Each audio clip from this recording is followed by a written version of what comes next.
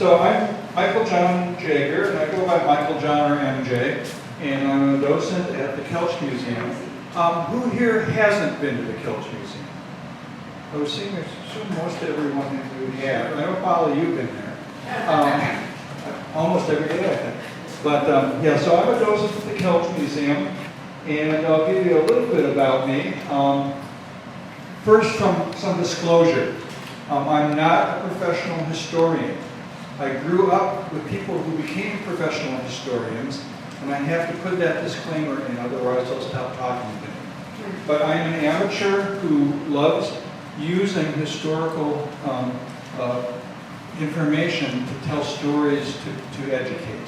And so I'm going to do a little of that tonight, I hope. And so we're going to start, this whole presentation kind of revolves around this kind of fuzzy blob that's sitting out in a field from a 1937 aerial photograph. And in 1937, Wisconsin had the first comprehensive set of aerial photography for the whole state. The State Historical Society has put that all online. They've digitized it all, and you can actually go search for it. Now, the quality of some of it isn't very good, but given it was 1937 and literally covers the whole state, it's really kind of cool. So I'm going to come back to this fuzzy little object a little later on. Now, if you've seen the name of the presentation, or you saw the newspaper and saw the picture in the newspaper, you could probably guess what that is, but we'll leave it as a suspense. I won't tell you right now that it's an Airmail weekend.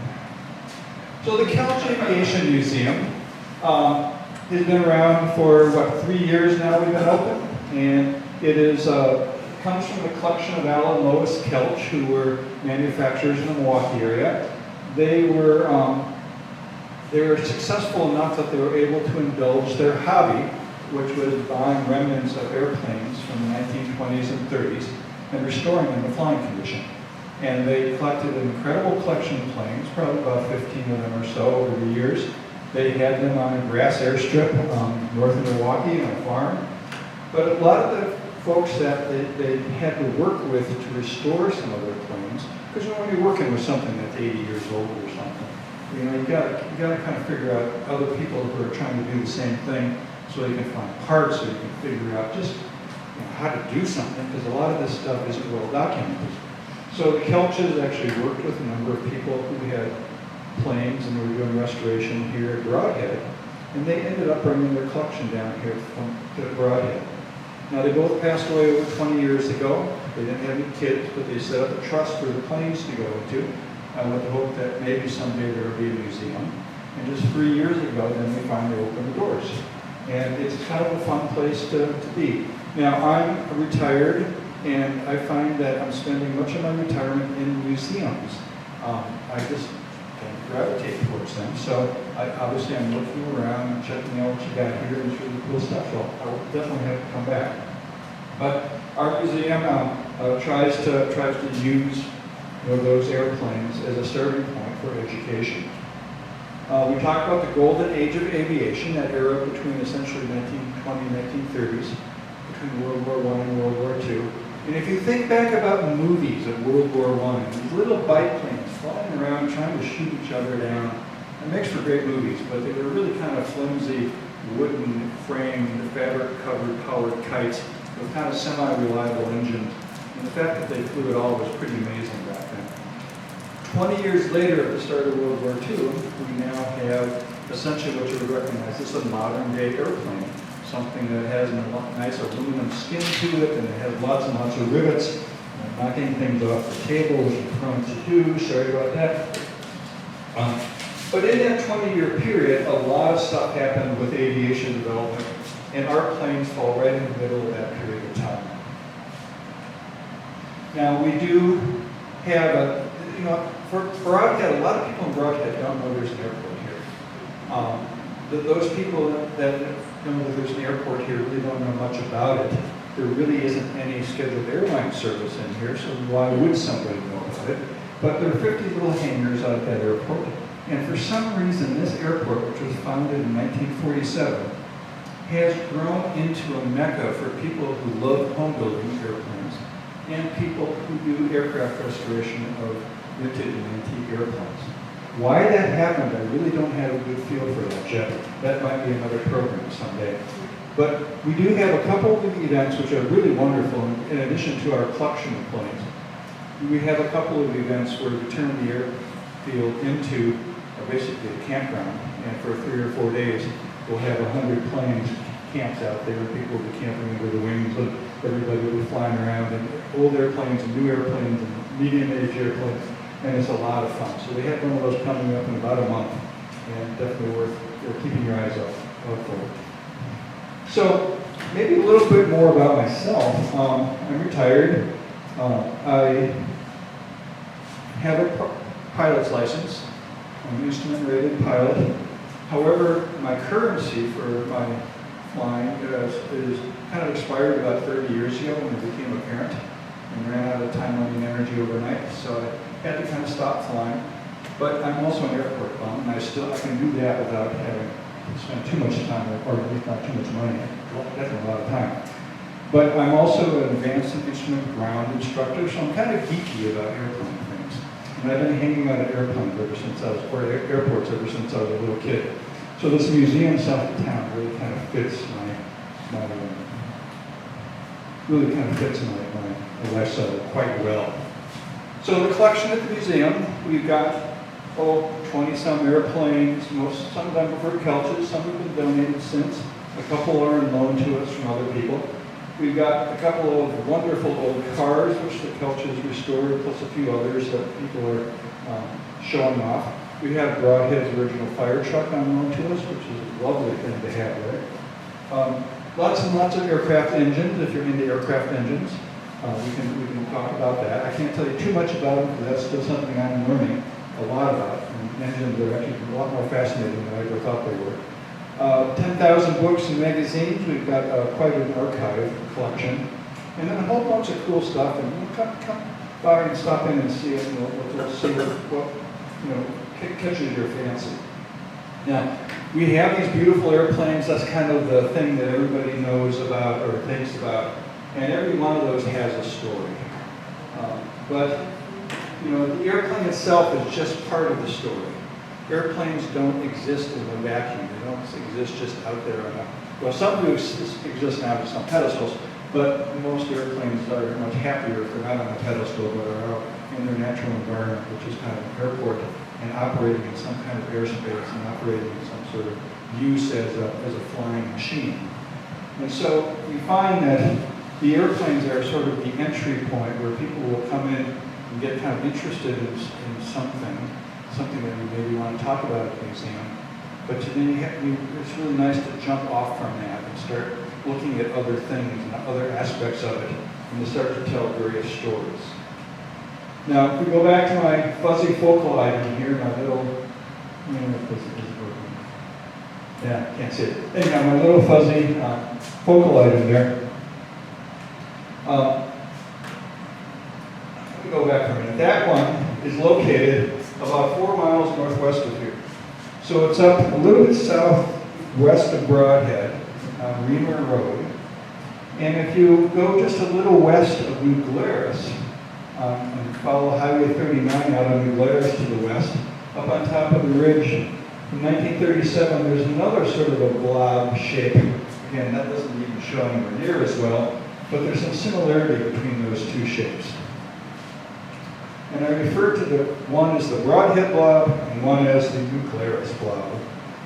And those are actually the names, not with the blob, but Brodhead and New Glarus is what those were named back in 1932 or so, when these were originally built, and they were originally built by the U.S. Post Office.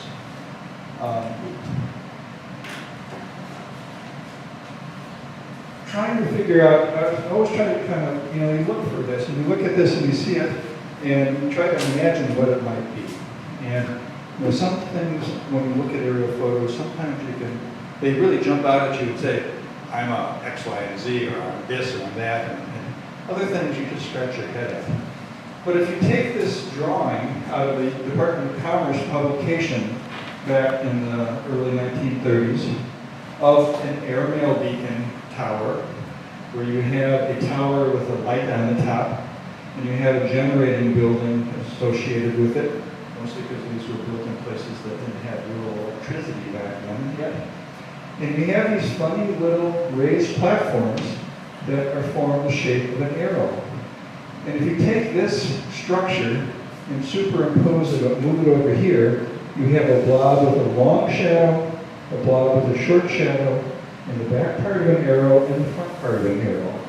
And what you're looking at there is a 1937 aerial photograph of one of these.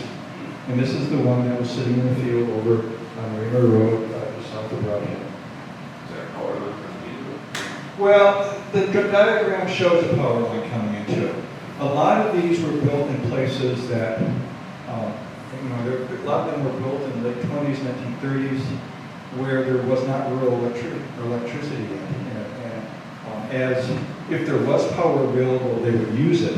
But most of these would actually use a small generator with a fuel tank, something along that order. So they usually had a control building and a generator building with them.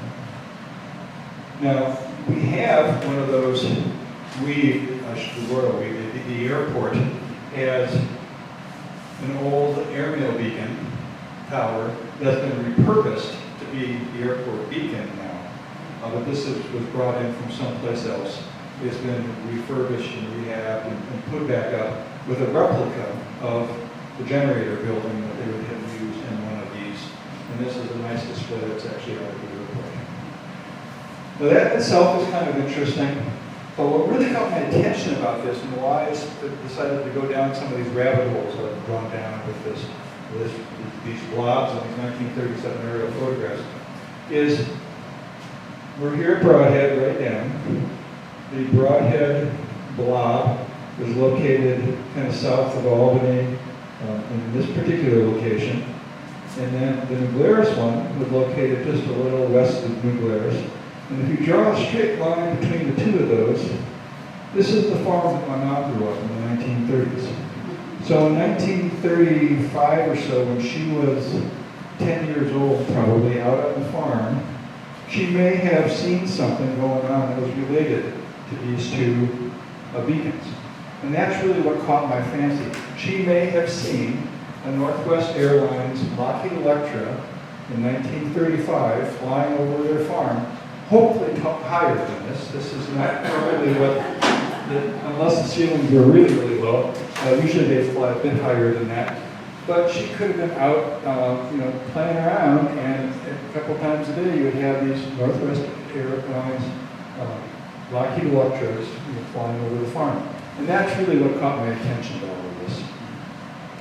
So when we try to understand a little bit about what the aerial beacons meant, we have to put it in context. One of the contexts we need to put it in is how did pilots navigate? How did they find their way back in the 1920s and the 1930s?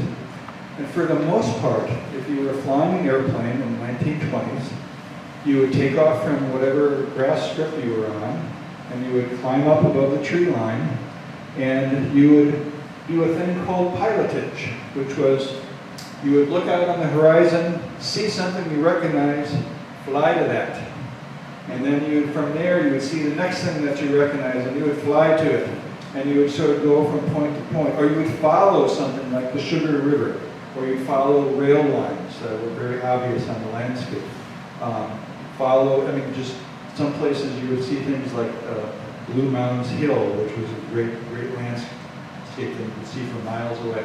You would use all those things as cues to keep track of where you were.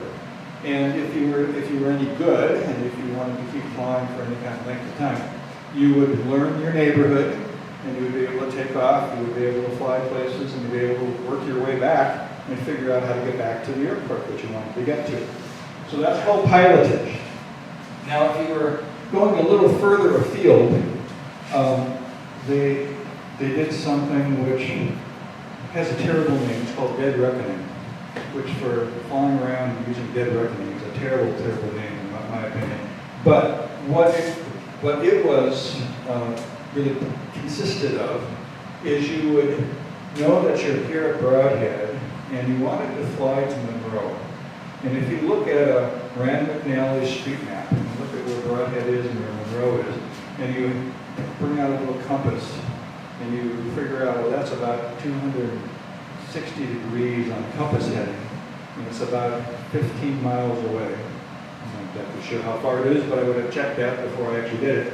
And you would take off and you would fly that compass heading, and knowing how fast you flew, you should be able to be over Monroe in so many minutes. And so you would plot your whole flight that way. You would take off, you would fly some particular compass heading, and hopefully within that range of time that you expected it, you would see something that you would recognize then. Now, you may not see things in between there, but you're able to kind of jump over sort of these nondescript parts of the landscape. And they call that dead reckoning. Any pilot who trains today has to learn those two techniques. You don't have to have any fancy instruments in the airplane other than a compass. And you don't have to, and a clock. Those are the two things that you would need in terms of using those particular types of navigation techniques. Those techniques work pretty well in some instances, but when the weather starts getting a little dreary, when you start getting low visibility conditions, when the sun goes down and it becomes nighttime, we start having some issues with those kind of forms of navigation. And for an airplane to actually become a useful tool, as much as we like to think of airplanes as things that are toys, but they really have become useful tools.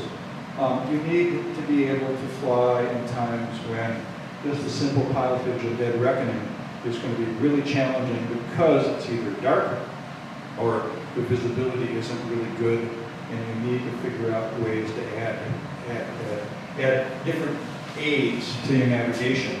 And during the 1920s and 30s, they were starting to do that. So the first thing they would start, you'd think about, you'd think of visual aids. And that's what these airmail beacon towers were about.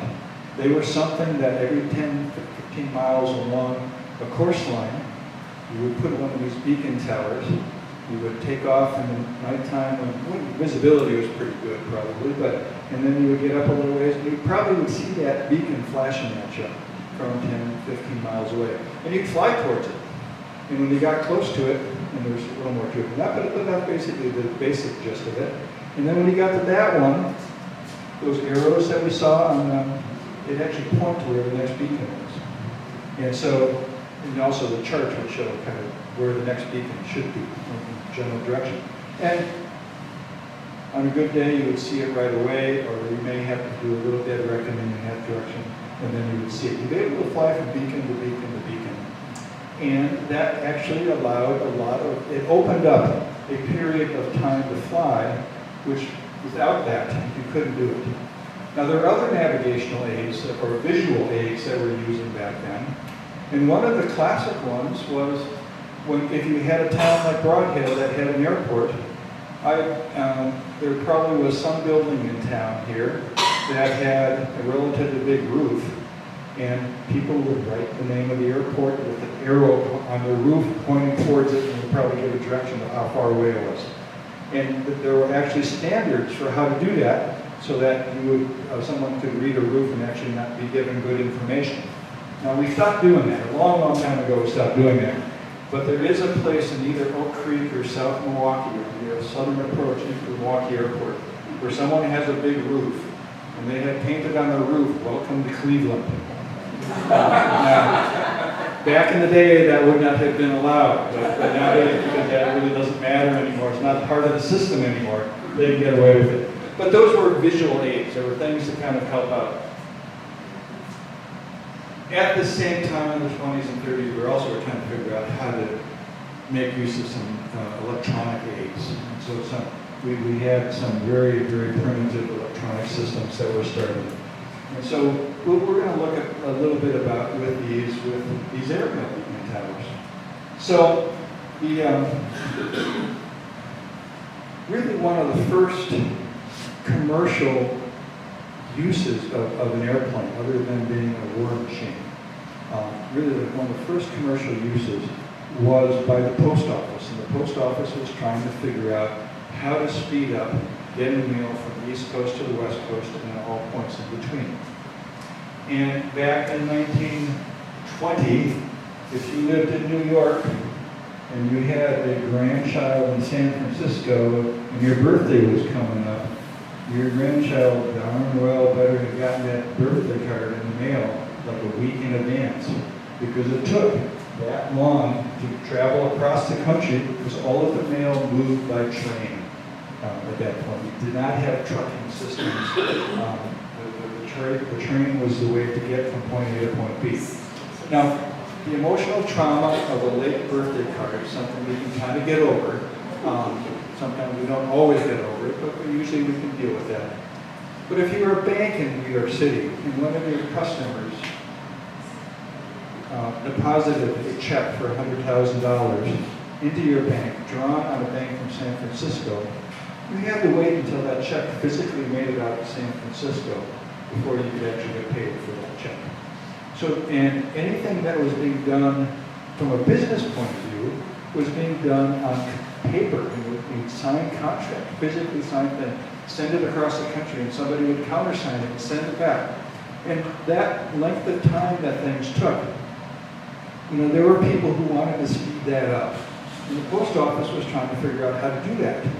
Now, again, the trains were great. They did remarkable things. And it's, it was such an incredibly base transportation system for the development of our country. But they weren't always the quickest thing. And so the post office, after World War I, tried to figure out how to take advantage of all of these trained pilots that had been trained in World War I, plus a bunch of surplus airplanes, and figure out, was there some way they could use airplanes to speed it up? So they did. They started flying airmail. Primarily, they focused, now, in the early 1920s, they wanted to have all kinds of different routes, but they quickly realized they just had to focus on this New York to San Francisco route, which came pretty close to us, northern Illinois. When they started, it was all pilotage and dead reckoning. That's all the aids that they had. They were flying along, going from point A to point B. They would actually, some of the airmail pilots would write up little guidebooks saying you would follow this railroad until across this particular river, and then you would take a left and go so many miles until you hit. They were helping each other out, but you primarily were, doing those really kind of basic, flying by looking out the window and flying by compass lines. Now, luckily, most of this route from San Francisco, at least to Chicago, and then through much of into New York, happened to follow railroads. Funny that. So back in the 1800s, mid-1800s, when they started the transcontinental railroads, one of the big ones was Chicago, finally to San Francisco. And you had the Golden Spike near Salt Lake City, and the railroads figured out how to get across the Rocky Mountains in this area. So the railroads had this line all the way from Chicago. Now, when we started building highways, the highways tended to follow the railroads. So, because the railroads had figured out how to get across the bad topography. So from Chicago out in this direction, they built the Lincoln Highway, followed the railroad basically. And then later, when we got into the 50s, we started building interstates. They built Interstate 80, so I-80. Chicago ends up basically at San Francisco following the same route. So the airmail pilots initially did the same thing. They followed the railroads. They had figured out how to get through all of that topography, all that terrain. It was a nice navigation thing. And if you had an engine problem somewhere and had to have a forced landing, every once in a while the train would come by. So it was kind of a useful thing to do. But we were limited, flying only at daytime and only in good weather. Now, one of the things they figured out early was you fly during the daytime where you can, and then wherever your flights end up, wherever your particular plane ends up that evening, when the sun sets, you land at that particular stop at your airport. And then you take a mail badge and put them on a train and continue on overnight on the train. And in the morning, they take the mail badge off the train and put them back on planes. And then the planes continue on. And they can kind of hop, skip, and jump across the countryside And some of the early passenger airlines used to do that too. They would fly, you would fly in your early passenger airplane until it got dark, and then you'd be trained overnight, and in the morning you'd be back in the plane. That got this transfer of mail from the East Coast to the West Coast down from 5 or 6 or 7 days to about 3 days. So that ability really sped things up. Again, it was dependent on weather. We really had trouble when we had bad weather, but at that point, there were a lot of days that you could fly, and a lot of the mail was able to be, move across the country a lot quicker. Now, the post office then started to think, well, how in the world can we avoid that overnight on the train? And this is where, in the early 1920s, they started thinking about these airmail beacons. I wish you could see this better, but if the end of this particular diagram is Cheyenne, Wyoming, and it comes across the Mississippi River, the Missouri River, and here's Chicago. And this diagram is wonderful that shows all of these very oversized airmail beacons and all these little airplanes flying back and forth along those airmail beacons, following one beacon to another at nighttime. But that's exactly what they did. There were a lot more beacons than that, but they started to put these beacons initially between Cheyenne, Wyoming, and Chicago, Illinois. They would fly from both San Francisco and New York towards the center of the country, and then either once they hit Cheyenne or when they hit Chicago, then the rest of those flights would be during the daytime or at nighttime. So they'd have daytime flights, and then they'd hit that center section which they lit, and they would actually start flying those at nighttime. And by being able to fly both during the day and the nighttime, they got the mail down to about a day and a half, which was really quite remarkable, and people were willing to pay for that. I think we had airmail, had to buy airmail stamps all the way up to 1972, so it was something that people were really willing to pay for quite a long period of time. Now, some of the beacons, the light beacons, were pretty primitive. They were wood derricks, and they evolved very quickly over time. And I showed that one diagram that had those kind of narrow, thin little arrows that point to the next beacon. Well, some of the first ones were actually big concrete pads, and then the beacon would have been here, and the generator building would have been here. And there would have been this big concrete pad that they would have painted yellow, and they would have had lights on it at nighttime, actually pointing towards the next arrow. Now, I don't know what happens if you fly the route backwards. You have to kind of twist your brain around and make that work. But this one actually, and I did get down there before the corn got too tall, but this actually exists about 15 miles south of Rochelle, Illinois. And if you drive on this little small highway or the road, before the crops get to you, you can actually see that particular concrete arrow. So that was on one of those first original routes that the airmail service did. Now, this diagram is a little complicated and a little fuzzy, but I like it because it helps me think about kind of the context of what some of that meant in terms of scale. So if you look at the United States, East Coast, West Coast, and you look down here on this number 1, this is a stagecoach. And a stagecoach, if you look at how long it takes for a stagecoach to get from one end of the country to another, so that would have been really before we had the extensive trains and railroad network. It took a while. Now, this second diagram here shows how big the U.S. looked if you were taking a train over that same distance. So instead of the country looking like it was this big, now by going by train, the country only looked like it was that big. You saved enough time by going by train that it kind of shrunk the size of the country, which I think is kind of an interesting way to think about it. Now the last piece we have up here, we have a little airplane up here, and we have a little United States. And that's how big the country looked once you were able to reliably fly across the country both day and night. So much smaller than the train and a whole lot smaller than with stagecoach. So that first airmail contract, or first airmail route, New York, Chicago, Cheyenne, San Francisco. But they did ultimately start adding other routes. And by so between 1925 and 1930, they added a whole bunch of different routes. Now we are going to look for a little while at this one right up in here, which is Chicago to the Twin Cities. And that is kind of our neighborhood here. And that airmail contract was given to a new company, which was named Northwest Airways, which ultimately became Northwest Airlines, which ultimately became Northwest Orient, that ultimately got absorbed into Delta. So back in 1926, it first got started, and they got an airmail contract route. And in 1927, they flew their first passenger in addition to the airmail. Their first passenger paid $40. It took 12 and a half hours for a flight between the Twin Cities and Chicago, and they stopped and went across Madison and Milwaukee. So it was kind of a long trip still, but it was a start. And in 1927, they carried a full total of 106 passengers.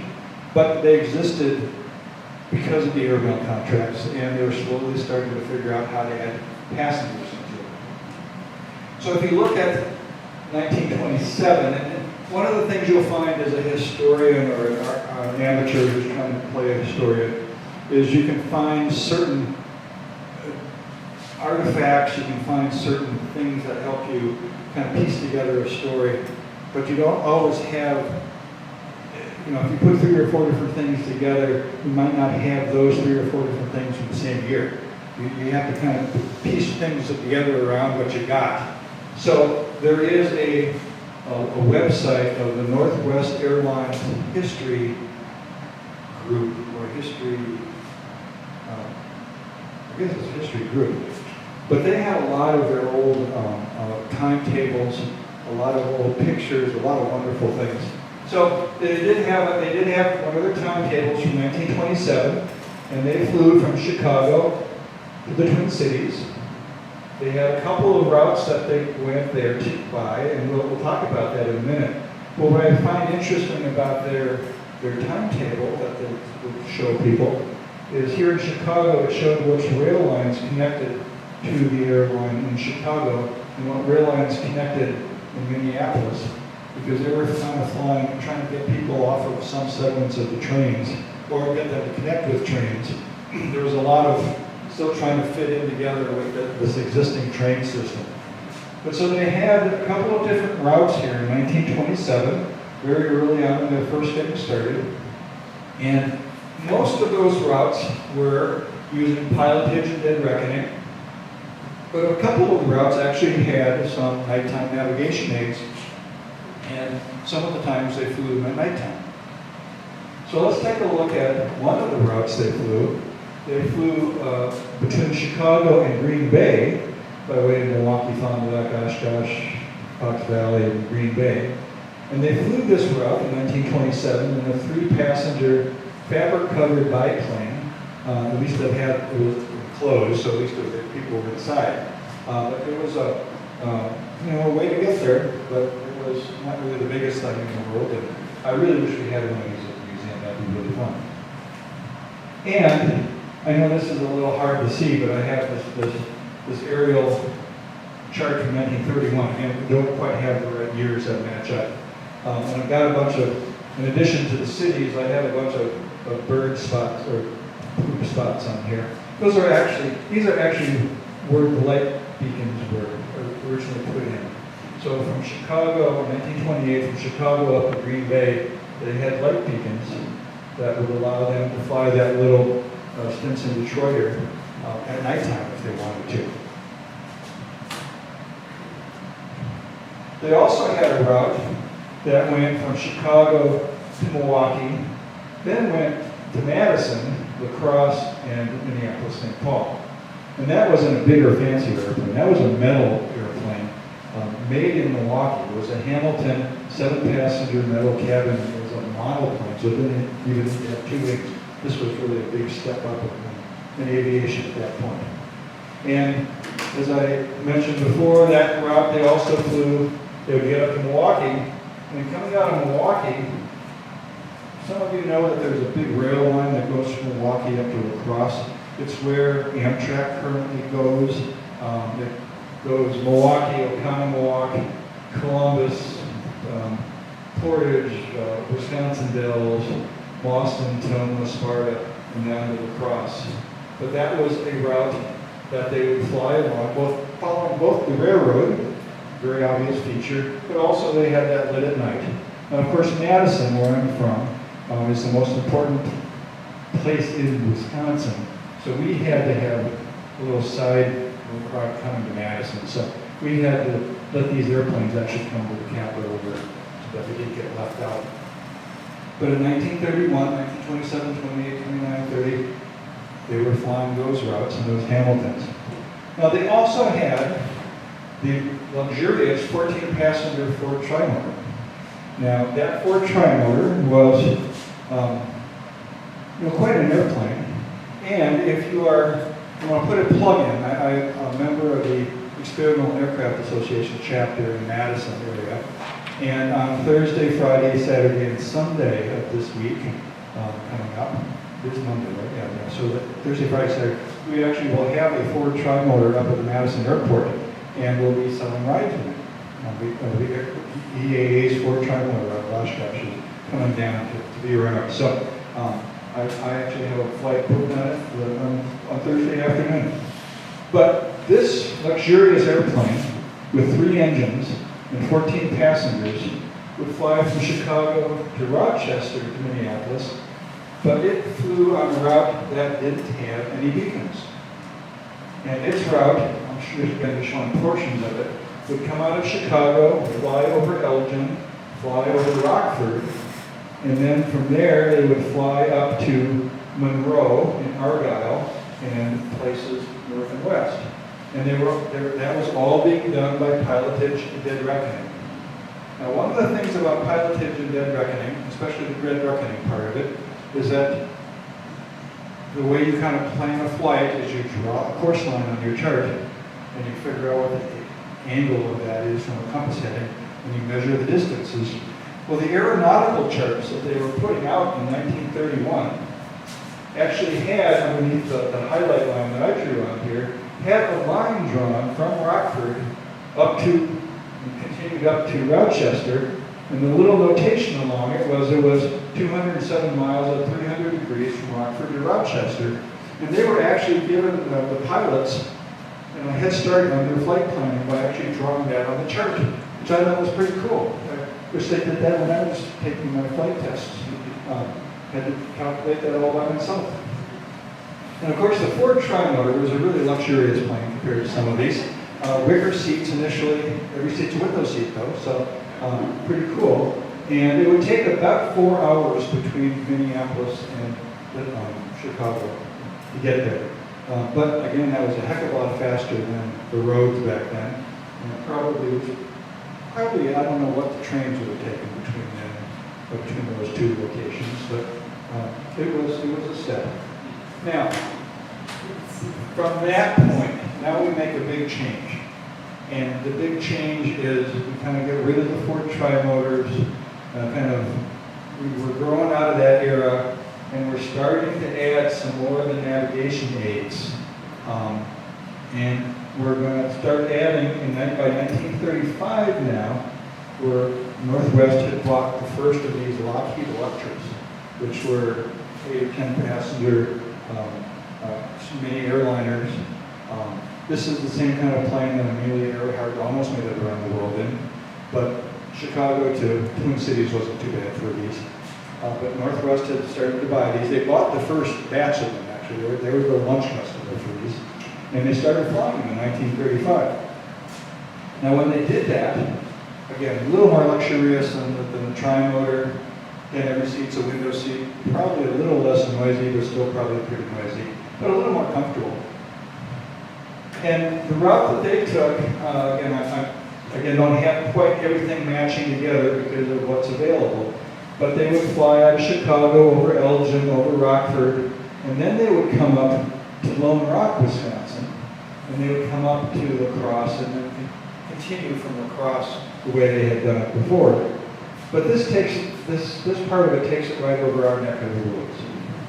And this is where we get kind of interested in it. So if you think about that piece of it between Rockford and Lone Rock, Wisconsin, and you look at these arrows, each of these little arrows points to a little star on the navigation chart, which was where one of those light beacons were. So they had added in now a set of light beacons coming up out of Chicago to just north of Rockford, and then from Rockford up over Brodhead up to Lone Rock. So they created a new airway using those light beacons. But what they also, and by flying these twin engine Lockheed Electras, they were able to get the flight time down to about 2.5 hours. Still with a stop in Rochester, but that was quite an improvement at that point. Some of those flights would be daytime, some of them would be at nighttime, and they would typically fly a little more at this altitude, probably that first picture I had. But at the same time, in this chart from 1935, when they started that particular route, you can't really see it on here very well, but there's also lining up along the same course line, there's kind of a magenta line that's on the chart that kind of expands out. It's a little hard to see with this kind of screen, but I kind of put the boundaries of that magenta line on here from Rockford, near Rockford, up towards La Crosse, or Lone Rock. But this was then almost directly over the tops of those night beacons, those light beacons. This was an electronic airway. It was one of our early forms of electronic airways. It was called a low-frequency radio range system. And the low-frequency radio range system, I have to go back for a moment. Well, let me jump ahead for a moment. I guess I'll jump ahead. So I'll come back to the low-frequency radio range for a minute. But when they put this from Rockford up to Lone Rock, they put in these light beacons, and Brodhead is right here. When they put this section in, the piece of it that was up from Milwaukee, up along the rail corridor past the Dells and Sparta and up to La Crosse, they got rid of that. They took that out in 1932 when they put these lights in. Now Madison, of course, still had to be in the mix, so they continued to go straight into Madison, and then over Middleton and over to Lone Rock, and then up. So they were changing the routes around as they were kind of getting more equipment and kind of growing into the system. Now, when you look at, again, we looked at from Rockford up to Lone Rock, there was this magenta course line from this electronic navigation aid, which is really hard to see on these charts.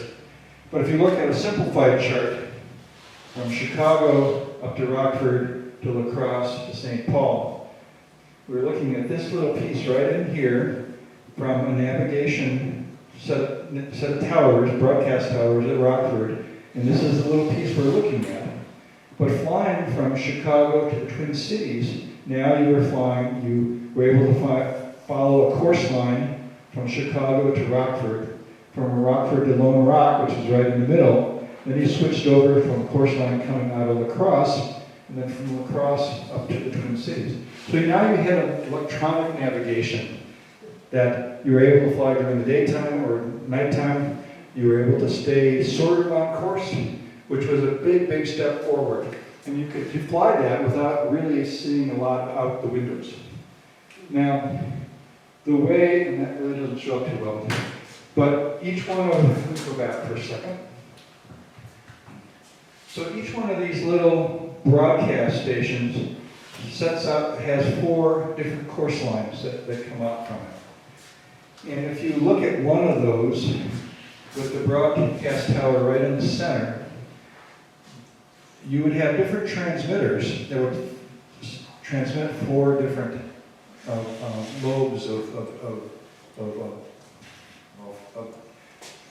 well, you'd have, I'm sorry, I mumble, or I stutter sometimes, and I got caught up on this. Anyhow, you'd have 4 different lobes of things that you transmit. And if you were in this area, and you're listening in on your radio, you would hear the Morse code for the letter A. If you were in this area, you would hear the Morse code for the letter A. If you were in this area, you would hear an N. In this area, you would hear an N. But the magic of this came when you were right on one of these 4 course lines. And if you were on one of these 4 course lines, the Morse code for the N and the Morse code for the A would merge together and synchronize, and you would hear a steady tone. So you'd be flying along with your little teeny headsets on. This is before noise-canceling headsets. And your noisy airplane, listening to the dot dash or dash dot of this radio sequence. And when you actually heard those 2 merge together, you knew you were on the course line you were supposed to fly. Then you would fly that kind of compass heading, and you would, as you started to drift off one way or another, then you could easily correct back to get on it. Now, I can imagine after a couple hours, that would be time for a beer. That could be a real challenge to sit and listen to that for long periods of time. But that was something that you could actually follow, and you could follow that in the clouds without seeing any lights, without seeing any ground. Now, to do it in the clouds, you had to have some more instruments in the airplane, just to keep the plane level and upright. But that was something they were also evolving and developing at that point. Now, these 4 course lines, where the Morse code overlapped, could be adjusted by adjusting the strength of the transmitters. So they could actually adjust whether they were perpendicular to each other or whether they were off at a weird angle. So they were able to do some of that. And so think about, this is actually the front cockpit of a Lockheed Electra, a Northwest Airlines co-pilot. They had the upper hatch open so they could take the picture. But imagine flying for hours in this, listening in on those tiny little headsets, and you were trying to stay, really trying to stay where you're supposed to be. But they could fly directly over, almost directly over here and over my mom's place, and they would be able to get from here to there, and it was a pretty cool thing back then. Now, Northwest grew from there, and by almost really the start of World War II, the end of the 1930s, they had actually made it all the way out to the West Coast. So Northwest started as this little piece, and then they went up to Duluth, and they went up to Winnipeg, through Fargo, and then they expanded out to Billings, and then they expanded to Spokane, and then they expanded to Seattle. And then during World War II, they expanded into Alaska and the Pacific, and became Northwest Orient. But so, if you were to get on a Lockheed Electra, they used the same Lockheed Electra to go all the way from Chicago to Seattle. So if you were to get on at 6 o'clock in the morning in Chicago, Lockheed Electra, and of course every seat's a window seat, so you get good views of things as you're going along. 18 hours later, you could land in Seattle and only make 13 stops along the way. And it would be just one of those days which I would consider an ideal vacation. My wife, however, doesn't agree. So we have never had a chance to do something like that. But that is covered back what flying probably really should have been all about. But that was what they had accomplished by the end of the 1930s. And they were able to do this daytime and nighttime. And they were able to do it in poor weather conditions where you didn't have good visibility. And then that's pretty much kind of as far down the rabbit hole as I've gone on this. But it seems to tie a lot of these things together in a fascinating way. And it was really neat for me to try to think of my mom when she was 10 years old, seeing some of the very early parts of this flying right over the farm. So anyone have any questions or thoughts? Or we'd love to have you come back out and visit us at the museum.